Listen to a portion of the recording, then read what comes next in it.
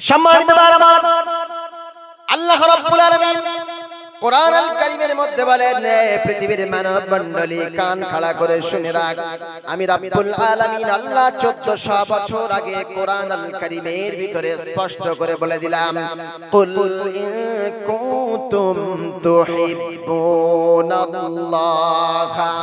ফাত্তাবিউনি ইউহিব্বুকুমুল্লাহ ওয়া ইয়াগফির লাকুম যুনুবাকুম ওয়াল্লাহু গফুরুর রহিম। জোরে বলুন আল্লাহু আকবার। আমি যখন কোরআন কারীমের আয়াত পড়ে শেষ করব, চিৎকার দিয়ে কি বলবে? মনে আছে তো? গত 2 বছর বক্তব্য করে গিয়েছি, মনে আছে তো? তাহলে দেখি একবার কি রকম হয়। আল্লাহ রাব্বুল আলামিন বলেন, কুল ইন কুনতুম তুহিব্বুনাল্লাহ ফাত্তাবিউনি ইউহিব্বুকুমুল্লাহ ওয়া ইয়াগফির লাকুম যুনুবাকুম ওয়াল্লাহু গফুরুর রহিম।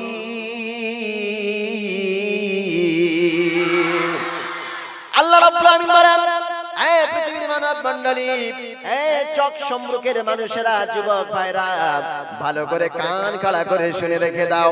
আল্লাহ রাব্বুল আলামিন বলেন, কুল, হে নবী বলুন। কয়বাই হাসউলা কুল, কুল মানে বলুন, আর হাসউলা কুল, কুল মানে গিলুন। কুল, কুল মানে বলা, আর কুল মানে গেলা। কুলু ওয়াশরাবু হানিয়াম বিমা আসলাফতুম ফিল আইয়ামিল খালিয়া। আল্লাহ রাব্বুল আলামিন বলেন, কুলু ওয়াশরাবু, খাও পান করো। এখানে কাপটা ছোট কাপ আছে, বড় কাপ কফ নয়। আল্লাহ রাব্বুল আলামিন বলছেন, কুল, হে নবী বলুন। ইন মানে যদি, কুনতুম মানে তোমরা, ইন কুনতুম তুহিব্বুনাল্লাহ, যদি তোমরা আল্লাহকে ভালোবাসতে চাও, ফাত্তাবিউনি, আমি নবী আমার অনুসরণ করো। ইমরান আনোয়ারের নয়, আল্লাহর নবী বলছেন। আল্লাহর নবীকে আল্লাহ খেতাব করে বলছেন, ও পৃথিবীর মানব মণ্ডলী, তোমরা যদি আমি আল্লাহ আমার ভালোবাসতে চাও, ফাত্তাবিউনি, আমার নবীকে অনুসরণ করো। জোরে বলুন সুবহানাল্লাহ। আচ্ছা আমার প্রিয় ভাইরা, আল্লাহ বলছেন, কুল, হে নবী তুমি বলে দাও পৃথিবীর মানুষের কাছে, ইন কুনতুম তুহিব্বুনাল্লাহ, যদি তোমরা আল্লাহকে ভালোবাসতে চাও। এটা শর্ত। তুমি যদি মারো আমি তোমাকে মারবো, তুমি যদি মারো এটা শর্ত, আমি তোমাকে মারবো, এটা জাযা, বদলা। আল্লাহ বলছে যদি আমাকে ভালোবাসতে চাও, শর্ত ফাত্তাবিউনি, আমার নবী মুহাম্মদ সাল্লাল্লাহু আলাইহি ওয়াসাল্লামকে অনুসরণ করো। আল্লাহ কিন্তু কোরআনে বলে নাই যে নবীকে ভালোবাসো। কি বুঝলেন? আল্লাহ বলছে আমাকে ভালোবাসতে গেলে আমার নবীর অনুসরণ করো। আমার নবীর অনুসরণ করলে ওই অনুসরণের মাধ্যমে আমি আল্লাহ আমার ভালোবাসা তৈরি হয়। জোরে বলুন সুবহানাল্লাহ। আল্লাহ কি কোরআনের মধ্যে বলেছে যে আমাকে ভালোবাসতে গেলে রাসূলকে ভালোবাসো? এই কথা বলেছে কি? সম্মানিত ভাইরা, আল্লাহ রাব্বুল আলামিন কথা বলেন নাই।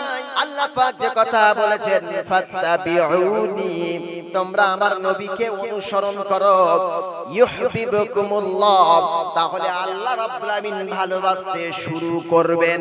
ইউহিব্বুকুমুল্লাহ, আল্লাহ ভালোবাসতে শুরু করবেন।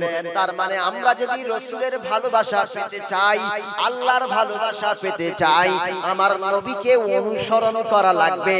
ব্যানার লিখলে ভালোবাসা তৈরি হয় না।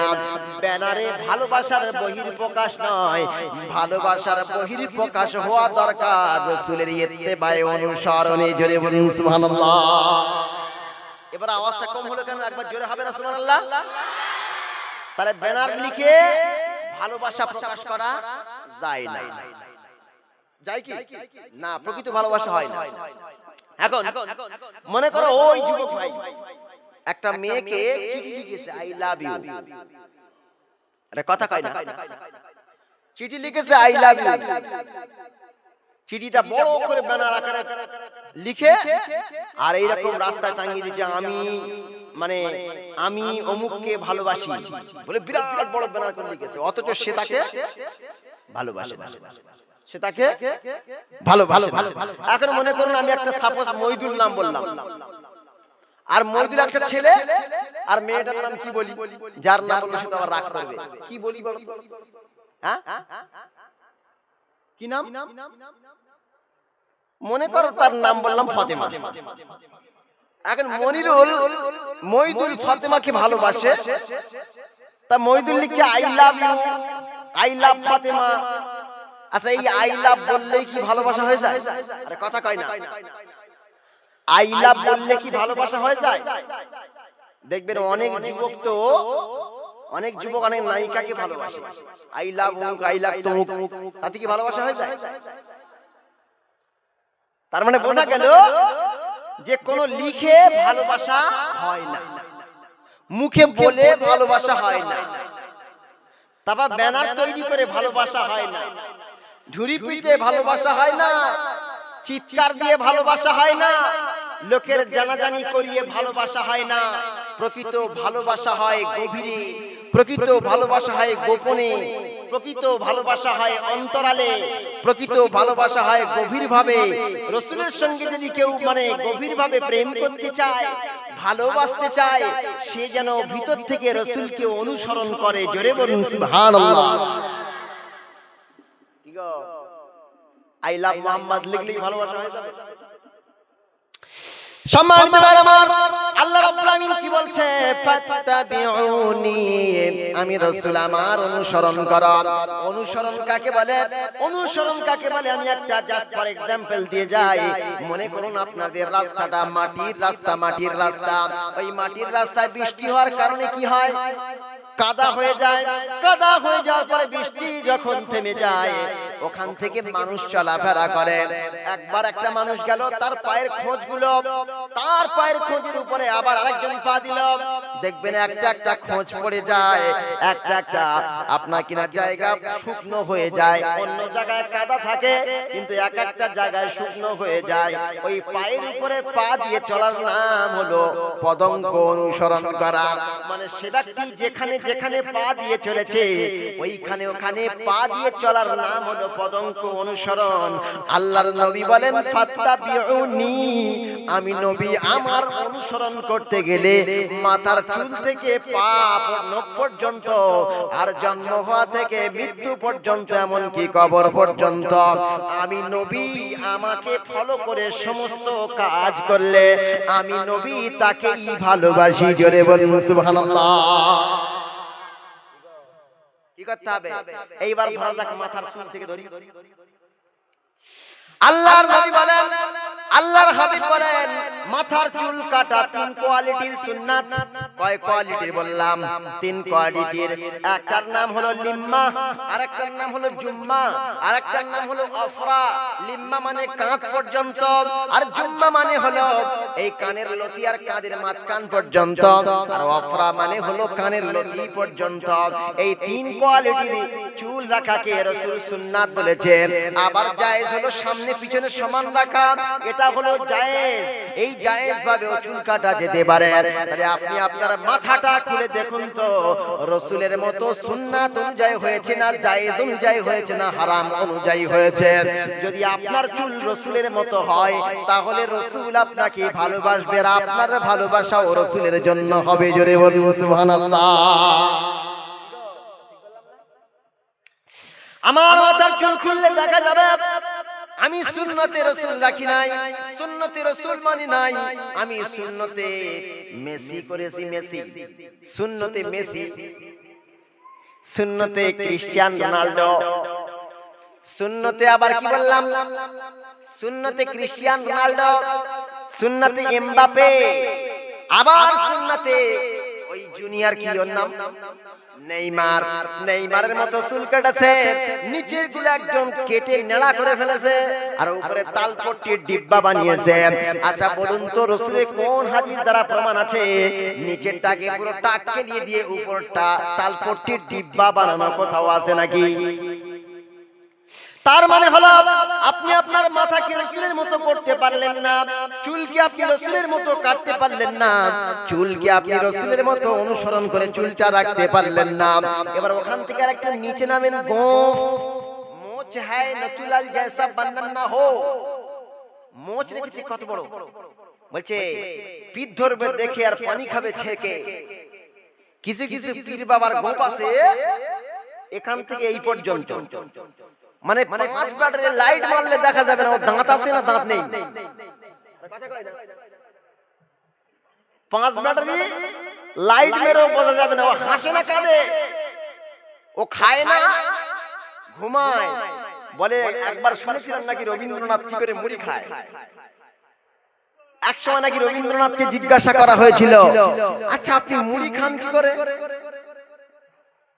মানে জাস্ট ফর ফান, মুড়ি খান কি করে? বলছে প্রথমবার একটা লাঠি ঢুকিয়ে দিয়ে আর ফাঁকা করে নেয় গোঁফগুলো নিয়ে, তারপরে মুড়ি দেয়। হ্যাঁ, একজন নাকি আবার দুধ খেতে গিয়েছিল, দুধ তার চুমুড়ি মেরে খাচ্ছে, খেতে গিয়ে তার গোঁফটা দুধের ভিতরে সর বেঁধে গেছে। তাই এবার চেয়ে দেখে বলছে কি ব্যাপার, তুমি কোথায় গিয়েছিলে? বলে দুধ খাচ্ছিলাম। দূর বাবু, একটু সর লেগে গেছে, মানে গোঁফে সর লেগে যাচ্ছে। আল্লাহর নবী বলছেন কসু শারিব, গোঁফ ছোট করো কেটে ফেলো, ওয়া আউফুল লুহাম, দাড়িটাকে বাড়িয়ে ফেলো। আল্লাহর নবীর ফরমান, বিশ্ব রাসূলের ফরমান হলো কসু শারিব, গোঁফটা কেটে ফেলো, ওয়া আউফুল লুহা, দাড়িটা ছেড়ে দাও, বড় করে ফেলো, এক মুষ্টি কমপক্ষে করো। আল্লাহর নবী বলেন যে গোঁফ কাটো দাড়ি বড় করো, কিন্তু আমরা তার উল্টো করি, দাড়িটা কার মতো? বলছে আমাদের কিং ক্রিকেটার, তার নাম হলো কোহলি, বিরাট কোহলির মতো দাড়ি রেখেছি। আগে কিন্তু যুবকরা পুরো চেঁচে ফেলতো, এখন কিছু কিছু খেলোয়াড় দেখবেন হালকা করে দাড়ি রেখেছে, এরাও রেখেছে। আরে রাসূল যে আইন তৈরি করার জন্য, যে আদর্শ গড়ার জন্য তিনি এত কষ্ট করে গিয়েছেন, সেই দাড়ি রাখলো না। ও টিভিতে বিরাট কোহলির দাড়ি রেখে সেই রকম ভাবে কেটে এখানে কেলিয়ে একদম বিরাট কোহলি হয়ে ঘুরে বেড়াচ্ছে। তাহলে এরা রাসূলের ভক্ত না বিরাট কোহলির ভক্ত? আরে কথা কয় না, এরা রাসূলের ভক্ত না বিরাট কোহলির ভক্ত? বিরাট কোহলির ভক্ত। আওয়াজ হবে না আমি জানি। সম্মানিত ভাইরা আমার, এরপর দাড়ি তো আমরা রাখি না। দাড়ি আমরা রাখি না কেন? বলছে স্মার্ট লাগবে না, দাড়ি রাখলে কেমন খ্যাত খ্যাত মনে হয়, দাড়ি রাখলে কেমন খেত খেত মনে হয়। এ দাড়ি রাখা যাবে না, সেফ ক্লিন করতে হবে, না তো মেয়েরা পছন্দ করবে না। মনে রাখবে, সেফ ক্লিন করা ছেলেকে যে মেয়েরা পছন্দ করে, ওই মেয়েরা লোফার মেয়ে। আর যারা দাড়িওয়ালার পছন্দ করে, তার মানে ভিতর থেকে তাকওয়া বানোরা, ওদের পেটে আল্লাহর ওলির জন্ম হবে। আর যারা ওই সেফ ক্লিনকে পছন্দ করে, তাদের পেটে দীপজল তৈরি হবে। কথা ঠিক না ভুল? কি গো? বলছে হুজুর আমার ছেলেটা খুব দুষ্টুমি করছে, একটু দোয়া করে দেন। কি করে দেন? দোয়া করে দেন। তখন আমি বলি নিম গাছ চাষ করে আর আঙুর খুঁজলে হবে? কি চাষ করে? নিম গাছ চাষ করে আর আঙুর খুঁজলে হবে? আমাদের বিয়ে হয়েছিল শরিয়াত অনুযায়ী হয়নি। এদিকে ওই ক্যান্সার আছে নাকি গো, যে বিয়ের পরে মেয়েকে সিংহাসনে বসিয়ে গ্রামের লোককে পরিদর্শন করা হয়? আছে? এই চালু হচ্ছে, মানে এখানে গেলে বড় লোকের দোষ, ধনী লোকের দোষ, এর টাকা কামড়াচ্ছে। কি করলে হয়? একদম ঠিক বলেছেন। সম্মানিত ভাইরা আমার, এটা ক্যান্সারের রূপ ধারণ করেছে, ক্যান্সারের রূপ। আপনি চিন্তা করুন, আপনাকে চিন্তার খোরাক দিচ্ছে, আমার দিকে খেয়াল করুন। আপনার বিবাহটাতে রাসূলের মতো হয় নাই, আপনার বিবাহটা পাশ্চাত্য সভ্যতার মতো হয়েছে, আপনার বিবাহটা মানে বেধর্মীদের মতো হয়েছে, আপনার বিবাহের অনুষ্ঠানটা খারাপ মানুষদের মতো হয়েছে, মানুষের তৈরি করা আইন অনুযায়ী তৈরি হয়েছে। এই জন্য বিবাহটা সহিভাবে হয় নাই, সন্তানটাও সহিভাবে আসছে না। এই জন্য তো সে আল্লাহর ওলি হচ্ছে না, শয়তান গ্রেট হচ্ছে। একটা মেয়েকে আপনি 7 বছর বয়স থেকে নিয়ে আপনি পর্দা করাতে শুরু করলেন, মাথায় হিজাব দিয়ে মক্তবে পাঠালেন, আবার একটু যখন বড় হলো তাকে বোরকা পরালেন, আবার মুখে মাস্ক দিলেন, নিকাব দিলেন, চোখ দুটো শুধু দেখালেন, আবার মেয়েটাকে গার্লস স্কুলে ভর্তি করে দিলেন, আবার একজন মহিলা শিক্ষিকার কাছে আপনি তাকে পড়াতে দিলেন, আবার তার কাছ থেকে আপনি নিয়ে আসেন, দিয়ে আসেন, আপনি তাকে গার্ড হিসাবে কাজ করলেন। 7 বছর বয়স থেকে নিয়ে 18 বছর পর্যন্ত আপনি মেয়েটাকে গার্ড দিলেন, তার পর্দা করালেন, পর্দা নাশিন করালেন, কোরআন শেখালেন, হাদিস শেখালেন, সবকিছু ভালোভাবে করলেন। কিন্তু বিবাহের যখন সময় আসলো, বিবাহের দিনে একটা বড় প্যান্ডেল তৈরি করলেন, করার পরে হুজুর যেমন বসে আছে সিংহাসনে, এরকম একটা সিংহাসন ভাড়া করে আনলেন, ভাড়া করে আনার পরে দুর্গা ঠাকুরের মতো আপনি আপনার মেয়েকে সাজালেন, পার্লারিং করলেন, কি গো পার্লারিং করলেন, মেকআপ করলেন, চোখের ভিতরে আইলাইনার দিলেন, মাস্কারা দিলেন, মার্জিয়া দিলেন, ঠোঁট পালিশ, নখ পালিশ, দাঁত পালিশ সব লাগিয়ে দিলেন।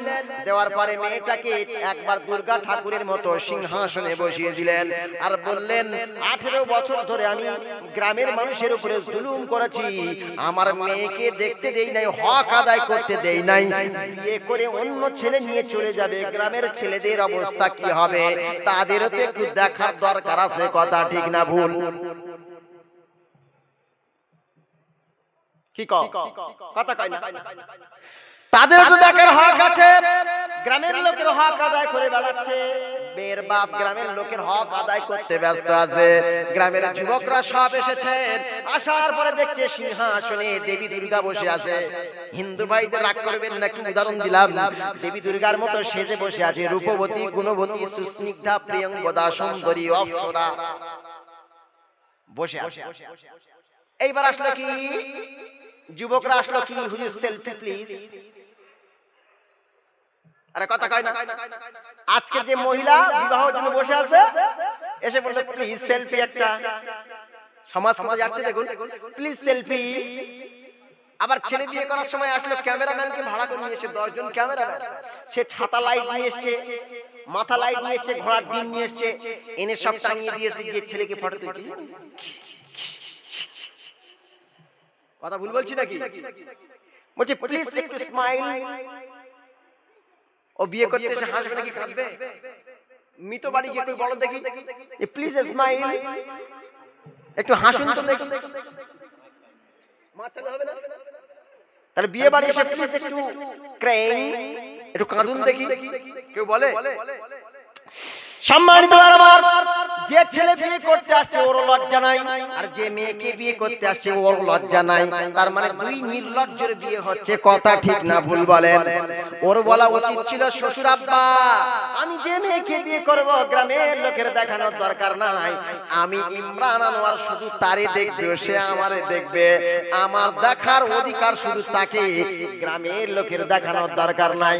কিন্তু আমরা কি করি, গ্রামের লোকের হক আদায় করে বেড়াই, আর বলি এই গ্রামেও মানুষ হলো, এই গ্রামে লালিত পালিত হলো, এই গ্রামের মানুষ যদি ওর মুখটা না চিনতেই পারে, তাহলে আমার মেয়ের দাম কি রইল? কথা ঠিক না ভুল বলে? আমাদের বিবাহটা কি রাসূলের মতো হয়েছে? আরে মুরব্বি কথা কন না, বিবাহটা রাসূলের মতো হয়েছে? প্রাইজ দিতে হবে না? ও আরো একটা ক্যান্সারের কথা বলে, আরেকটা ক্যান্সার কি, গ্রাম মাঠ ঠিক দেখে দেখে ধনীদেরকে দাওয়াত দিয়ে এসছে। কাদের? ধনীদেরকে দাওয়াত দিয়ে এসছে। কিসের আশায়? গিফট পাওয়ার আশায়। গিফট, ওই যে প্রাইজ বলেছে, গিফট বলছি আমি। গিফট পাওয়ার আশায় গ্রামের লোকের দাওয়াত দিয়েছে ধনী বাড়িগুলো, গরিবদের বাদ। কিন্তু রাসূল বলেছেন তুতঈমুত তাআম ওয়াতুকরিউস সালাম আলা মান আরাফতা ওয়া মান লাম তারিফ। আল্লাহর নবী বলেছে তোমরা গরীবকে খাওয়াও। এ বলে না গরীবকে খাওয়ালে তোমার স্ট্যাটাস বজায় থাকবে না, বড় লোককে খাওয়াও। তাহলে বড় লোকের সঙ্গে বড় লোক মানাবে না? গ্রামের গরীবরা ফ্যাল ফ্যাল করে তাকায়, আর বড় লোকরা নির্লজ্জের মতো এসে ফাঁসির রান ছড়ায়। সমাজ উল্টো চলছে। সম্মানিত আমার, আমি আপনাকে বোঝাইতে যাচ্ছিলাম, আমার চুলটা হবে রাসূলের মতো, আমার গোঁফটা হবে রাসূলের মতো, আমার দাড়িটা হবে রাসূলের মতো, আমার বগলের নিচেটাও রাসূলের মতো হওয়া লাগবে, আমার নাভির নিচেটাও ক্লিনস পরিষ্কার করা লাগবে, আমার বিবাহটা রাসূলের মতো হওয়া লাগবে, আমার বিবাহর অনুষ্ঠানটাও রাসূলের মতো হওয়া লাগবে। আমার সব কিছু যদি রাসূলের মতো হয়, তাহলে আমি রাসূলের এক নম্বর ভক্ত, এক নম্বর প্রেমিক, এক নম্বর আশিক। জোরে বলুন সুবহানাল্লাহ। আর যদি রাসূলের মতো না হয়, মানুষের তৈরি মতবাদের মতো হয়, মানুষের তৈরি আইনের মতো হয়, মানুষের তৈরি যদি মতবাদের মতো হয়, তাহলে আমরা রাসূলকে ভালোবাসতে পারি না। এই রাসূলের গলায় ছুরি চালিয়েছি। কার গলায় ছুরি চালালাম? রাসূলের গলায়।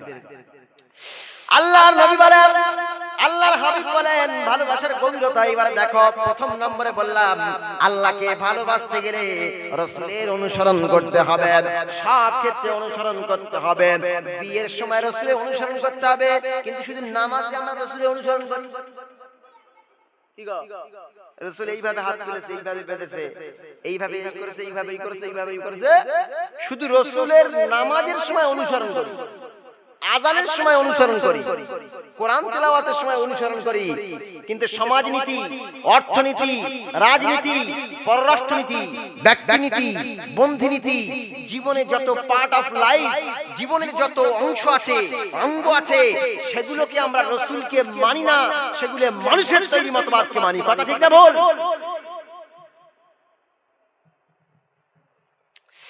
ভালোবাসার গভীরতা।